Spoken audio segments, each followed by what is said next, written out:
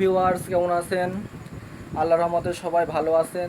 আমি SKB Kushtia channel থেকে সবাইকে জানাচ্ছি শুভেচ্ছা, স্বাগতম। যেসব ভাই ও বন্ধুরা আমার ভিডিও দেখছেন, দয়া করে সবাই সাবস্ক্রাইব ও লাইক করে দিবেন। তো আজ আমি যে বিষয়টি নিয়ে আলোচনা করব সেটা হচ্ছে স্টকের ব্যবসা। আপনি অনেকগুলো পণ্য স্টক করে পরে দাম বাড়ার পরে সেটি বিক্রি করে লাভবান হতে পারেন। তো প্রথমে আমি যেটি বলবো সেটা হচ্ছে পেঁয়াজের স্টক। তো বাংলাদেশে এখন পেঁয়াজের অনেক মূল্য, কেজি প্রতি 150 টাকা চলছে বা 100 থেকে 150 টাকা।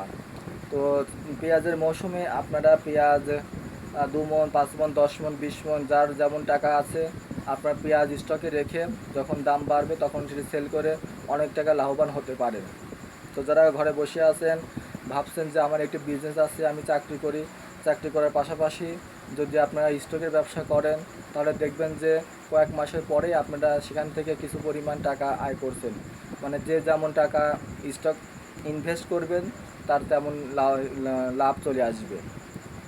অনেকেই ভাবে, অনেকে কিন্তু গ্রামে অনেকে করে, যারা ব্যাপারী আছে তারা পেঁয়াজ কিনে পরবর্তীতে আপনার ঘরে রেখে কিন্তু তারা পরবর্তীতে প্রচুর টাকা মুনাফা লাভ করে।